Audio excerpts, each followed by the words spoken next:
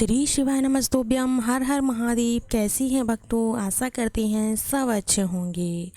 चलिए आज हम तुलसी की लकड़ी चढ़ाने वाला जो उपाय गुरुदेव ने बताया उस उपाय के बारे में बात कर लेते हैं। तो बहुत ही प्यारा, बहुत ही सुंदर और बहुत छोटा सा उपाय है, इसलिए वीडियो को आप बिल्कुल भी स्किप ना करें, पूरा वीडियो देखिएगा। किसी भी 2 गुरुवार कर लेना है यह उपाय। तुलसी की लकड़ी से करने वाला उपाय है।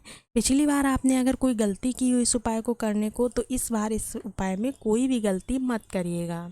तो चलिए स्टार्ट करते हैं वीडियो को।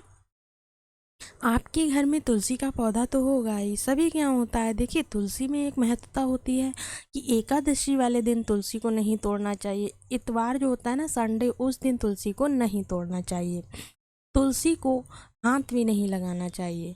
लेकिन ये उपाय जो है ना, अधिकतर एकादशी को भी आप कर सकते हैं। एकादशी को करें तो ज़्यादा ही अच्छा है। अगर किसी और दिन करते हैं, किसी भी दिन, तो कोई बुराई नहीं है। लेकिन अगर एकादशी को करते हैं तो उस दिन आपको तुलसी की लकड़ी को बिल्कुल भी नहीं तोड़ना है। अब आप कहेंगे तोड़ेंगे नहीं तो उपाय कैसे होगा? देखिए तुलसी के पौधे के आसपास एक आध लकड़ी पड़ी रहती है, छोटी सी भी लकड़ी हो उसको उठाकर आप उससे उपाय कर सकते हैं। चलिए स्टार्ट करते हैं। आपको क्या दिखाई दे रहा है? सूखी तुलसी की लकड़ी। आपको तुलसी की सूखी लकड़ी लेना है। उन लकड़ियों में गिनती में आपको 7 लेनी। कितनी लेनी है? संख्या में आपकी कितनी होनी चाहिए? 7 होनी चाहिए। सातों तुलसी की लकड़ियों को गट्ठर की तरह बांध लेना है। बांधना किससे है? तो आपको मौली से बांधना है। कभी भी पूजा में चढ़ाए जाने वाले गट्ठर को धागे से नहीं बांधे, मौली से बांधे, ठीक है। मौली से बांधने के बाद आपको क्या करना है? आपके घर में नारायण भगवान की मूर्ति हो, उस मूर्ति के सामने उस गट्ठर को समर्पित कर देना है और भगवान का भोग लगा देना है। उसके बाद उनको जल अर्पित कर देना है। थोड़ा सा जल उन पर छिटक देना है। छिटकने के बाद जो जल बचा हुआ है उसको ले जाकर आपको तुलसी के पौधे में डाल देना है। अपनी मनोकामना, अपनी मन की इच्छा, जो भी कार्य आपका अधूरा उसको बोलते हुए आपको ये उपाय करना है। चलिए अगला उपाय देखते हैं। हमारा दूसरा उपाय क्या कहता है? दूसरा उपाय भी तुलसी की लकड़ी को लेकर ही है। इसमें आपको तुलसी की एक सूखी लकड़ी लेनी है। अगर आपको सूखी नहीं मिलती है, अगर गीली लकड़ी है, तब भी आप इस उपाय को कर सकते हैं। गीली लकड़ी लेने के बाद आपको क्या करना है? आपको दिखाई दे रही है रुई जो होती है ना, कॉटन, उसको लेना है। उसको लेने के बाद आपको तुलसी की जो लकड़ी है उस पर लपेट देना है। जैसे कि रुई की बत्ती बनाते हैं ना, उसी तरह से लपेट देना है। लपेटने के बाद आपको क्या करना है? आपको जाना है महादेव के मंदिर में। मंदिर में जाने के बाद आपको एक थाली ले जानी। उस थाली में ही उस तुलसी की लकड़ी को, जो रुई लपेटी हुई आप लेंगे, उसको जलाना है। इतनी बड़ी लकड़ी ले जाएं कि उससे भगवान भोलेनाथ की आरती हो जाए। उसको थाली में ही जलाकर महादेव की आरती करनी है।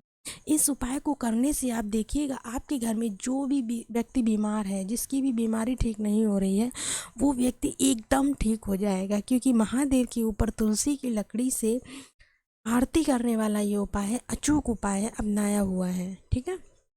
चलिए बढ़ते हैं तीसरे उपाय की तरफ। तीसरा सबसे प्यारा और सबसे अच्छा उपाय, मोस्ट इम्पॉर्टेंट, जो कि सभी लोगों की रिक्वेस्ट पर ये उपाय हमने इसमें डाला है। अगर घर में कोई भी व्यक्ति क्रोध करता है या नशा करता है, क्या करता है? क्रोध करता है या नशा करता है, तो आपको इस उपाय को करना है। करना क्या है? आपको एक फ़ोटो में बहुत ही अच्छी प्यारी सी बेलपत्र दिखाई दे रही है। बेलपत्र लेंगे एक, उसके बाद एक लोटे में जल लेंगे और पहुंच जाएंगे महादेव के मंदिर के पास। मंदिर में पहुंचने के बाद आप जो बेलपत्र लेकर गए हैं, एक बेलपत्र, उसको महादेव के ऊपर समर्पित कर देना। यहाँ पर महादेव के ऊपर समर्पित करना है। क्या नाम लेना है आपको? तो नाम लेना है आपको निर्मलेश्वर महादेव। जो बेलपत्र आप समर्पित करेंगी, उस बेलपत्र को समर्पित करते समय आपको निर्मलेश्वर महादेव का नाम लेना है। नाम लेने के बाद आपको उस पर एक लोटा जल चढ़ा देना है। जल चढ़ाने के बाद आपके घर में जो भी व्यक्ति क्रोध करता है, नशा करता है, उसका नाम और गोत्र बोलते हुए आपको वो बेलपत्र वहाँ से उठा लेनी। उठाने के बाद थोड़ा सा जल जो यहाँ चढ़ाएंगे आप, वो जलाधारी से बहता हुआ नीचे आएगा। उस जल को किसी बर्तन में रोक लेना है। रोकने के बाद उस जल को भी घर पर ले आना और बेलपत्र भी ले आना है। आपको उस बेलपत्र को उस व्यक्ति को खिला देना है। किसी भी तरह से आप खिलाएं, ये आपकी जिम्मेदारी है, पर वो बेलपत्र उस व्यक्ति को खा लेनी है। खाने के बाद जो जल आप लेकर आए, उस जल को आपको 11 दिन, कितने दिन? मात्र 11 दिन आप पिलाकर देखिए। थोड़ा थोड़ा किसी भी चीज़ में मिलाकर दे दीजिए। जो व्यक्ति भी आपका क्रोध करता है, उसका क्रोध शांत हो जाएगा। जो व्यक्ति भी नशे की लत में या किसी भी बुरी आदत से लग गया है, तो उसकी बुरी आदत छूट जाएगी। चलिए बढ़ते हैं अपने चौथे उपाय की तरफ। चौथा उपाय है दूर्वा। दूर्वा तो सभी लोग जानते हैं। दूर्वा लेनी है आपको। ये उपाय किसके लिए? तो ये उपाय परिवार में सभी सदस्यों की खुशी के लिए, मतलब परिवार के सभी सदस्य खुश रहें उसके लिए है। दूब घास लेनी है आपको। दूसरी चीज़ क्या लेनी है आपको? समी पत्र लेना है। तीसरी चीज़ आपको लेनी है चावल। चावल एक भी खंडित नहीं होना चाहिए, क्योंकि पूजा में जो भी चावल लगाए जाते हैं वो सारे ही चावल आपको सजे लेने हैं। भले ही आप एक चावल लें पर सजा होना चाहिए, ठीक है। उसके बाद आपको क्या लेना है? एक लोटे में जल लेना है और पहुंच जाएंगे कहाँ? शिवलिंग के पास। शिवलिंग के पास पहुंचने के बाद आपको क्रम का बहुत ही ध्यान रखना है इस उपाय को करते समय।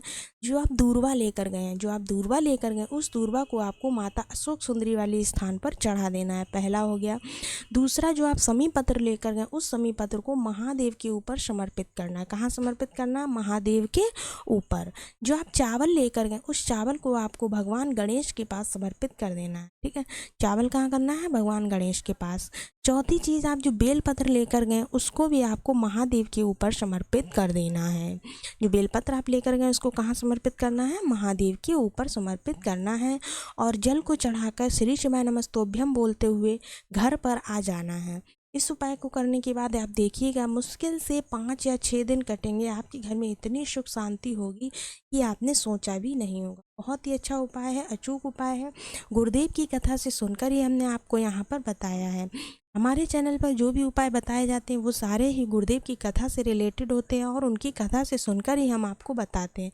तो इसलिए आप लोग इस बात से बिल्कुल भी निश्चिंत रहें कि आपको कोई भी गलत बात यहाँ पर नहीं बताई जाएगी। जितने भी उपाय हैं सब गुरुजी द्वारा बताए गए हैं। और हाँ, अगर आपको कोई भी उपाय ऐसा है जो नहीं समझ आ रहा है तो आप हमें कमेंट बॉक्स में कमेंट करके पूछ सकते हैं। और अगर आप हमसे जुड़ना चाहते हैं, हमसे बातें करना चाहते हैं, तो आप हमारे इंस्टाग्राम चैनल या फिर FB पेज पर जाकर फॉलो कर सकते हैं। श्री शिवाय नमस्तोभ्यम। हर हर महादेव। चलिए मिलते हैं अगले वीडियो में, तब तक के लिए श्री शिवाय नमस्तोभ्यम। हर हर महादेव।